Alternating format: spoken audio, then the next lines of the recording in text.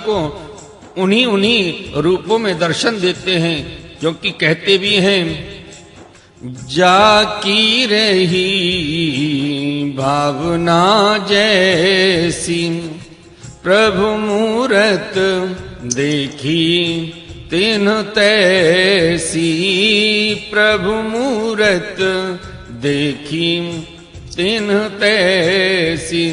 उन मतवादियों को उन्हीं रूपों में दर्शन देते हैं। समस्त शब्दों के अर्थ के रूप में तो आप ही हैं, शब्दों के रूप में भी हैं, तथा उन दोनों का संबंध जोड़ने वाली शक्ति भी आप ही हैं। हम आपको नमस्कार करती हैं। प्रत्यक्ष, अनुमान आदि जितने भी प्रमाण हैं उनको प्रमाणित करने वाले मूल आप ही हैं। समस्त शास्त्र आप से ही निकलते हैं और आपका ज्ञान स्वतः सिद्ध है। आप ही मन को लगाने की विधि के रूप में और उसको सब कहीं से हटा लेने की आज्ञा के रूप में प्रवृत्ति मार्ग और निवृत्ति मार्ग हैं। इन दोनों के मूल भेद वेद भी स्वयं आप ही हैं। हम आपको बारंबार नमस्कार करती हैं। आप शुद्ध सत्वमय वसुदेव के पुत्र वासुदेव, संकर्षण एवं प्रद्युम्न और अनिरुद्ध भी हैं। इस प्रकार चतुर्भुज के रूप में आप भक्तों तथा यादवों के स्वामी हैं। श्री कृष्ण, हम आपको नमस्कार करती हैं। आप अंतःकरण और उसकी वृत्तियों के प्रकाशक हैं और उन्हीं के द्वारा अपने आप को ढक रखते हैं। उन अंतःकरण और वृत्तियों के द्वारा ही आपके स्वरूप का कुछ संकेत भी मिलता है। आप उन गुणों और उनकी वृत्तियों के साक्षी तथा स्वयं प्रकाश हैं। हम आपको नमस्कार करती हैं। आप मूल प्रकृति में नित्य विहार करते रहते हैं। समस्त स्थूल और सूक्ष्म जगत की सिद्धि आपसे ही होती है। हे ऋषिकेश, आप मननशील आत्मा राम हैं। मौन ही आपका स्वभाव है। आपको हमारा नमस्कार है। आप स्थूल सूक्ष्म समस्त गतियों के जानने वाले तथा सबके साक्षी हैं। आप नाम रूपात्मक विश्व प्रपंच के निषेध की अवधि तथा उसकी अधिष्ठान होने के कारण विश्व रूप भी हैं। आप विश्व के अध्यास तथा अपवाद के साक्षी हैं एवं अज्ञान के द्वारा उसकी सत्वत्व भ्रांति एवं स्वरूप ज्ञान के द्वारा उसकी आत्यंतिक निवृत्ति के कारण भी आप ही हैं। आपको हमारा सहस्रों बार नमस्कार है।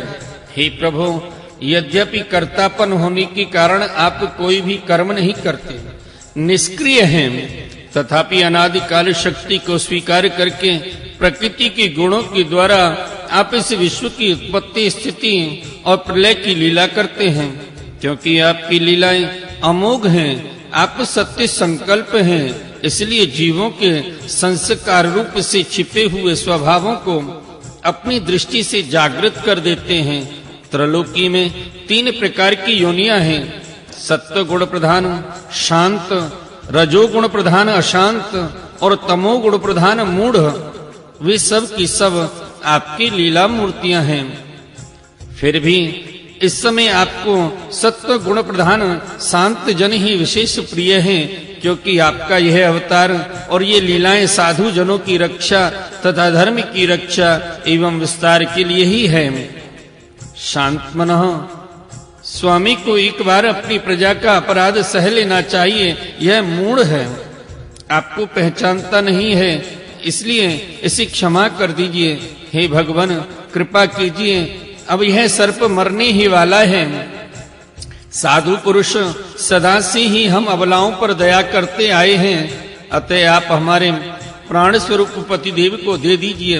हम आपकी दासी हैं, हमें आप आज्ञा दीजिए, आपकी क्या सेवा करें, क्योंकि जो श्रद्धा के साथ आपकी आज्ञाओं का पालन, आपकी सेवा करता है, वह सब प्रकार के भयों से छुटकारा प्राप्त कर जाता है।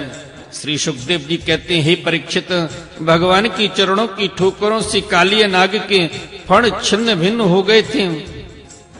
वह बेशुद्ध हो रहा था। जब नाग पत्नियों ने इस प्रकार भगवान की स्तुति की, तब उन्होंने दया करके उसे छोड़ दिया। धीरे धीरे काली नाग ने इंद्रियों और प्राणों में कुछ कुछ चेतना आ गई। वह बड़ी कठिनता से श्वास लेने लगा और थोड़ी देर के बाद बड़ी दीनता से हाथ जोड़कर भगवान श्री कृष्ण से इस प्रकार बोला। काली नाग ने कहा, हे नाथ, हम जन्म से ही दुष्ट तमोगुणी और बहुत दिनों के बाद भी बदला लेने वाले बड़े क्रोधी जीव हैं। जीवों के लिए अपना स्वभाव छोड़ देना बहुत कठिन है। इसी के कारण संसार के लोग नाना प्रकार के दुराग्रहों में फंस जाते हैं। हे विश्व विधाता, अपनी ही गुणों के भेद से इस जगत में नाना प्रकार के स्वभाव, वीर, बल, योनि, बीज, चित्त और आकृतियों का निर्माण किया है। भगवान, आपकी ही सृष्टि में हम सर्प भी हैं। हम जन्म से ही बड़े क्रोधी होते हैं। हम इस माया के चक्कर में स्वयं मोहित हो रहे हैं, फिर अपने प्रयत्न से इसी दुस्तज माया का त्याग कैसे करें? आप सर्वज्ञ और संपूर्ण जगत के स्वामी हैं। आप ही हमारे स्वभाव और इस माया के कारण हैं। अब आप अपनी इच्छा से जैसा ठीक समझे कृपा कीजिए या दंड दीजिए। श्री सुखदेव जी कहते हैं कि हे परीक्षित, कालिय नाग की बात सुनकर लीला मनुष्य भगवान श्री कृष्ण ने कहा, सर्प, अब तुझे यहाँ नहीं रहना चाहिए। तू अपने जाति भाई, पुत्र और स्त्रियों के साथ शीघ्र ही यहाँ से समुद्र में चला जा।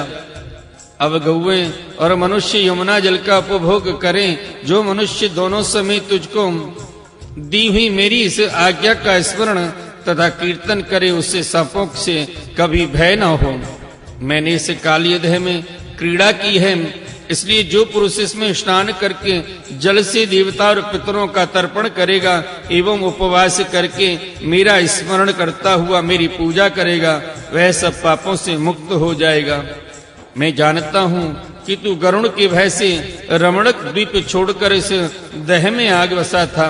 अब तेरा शरीर मेरी चरण चिन्हों से अंकित हो गया है, इसलिए जा, अब गरुण तुझे खाएंगे नहीं।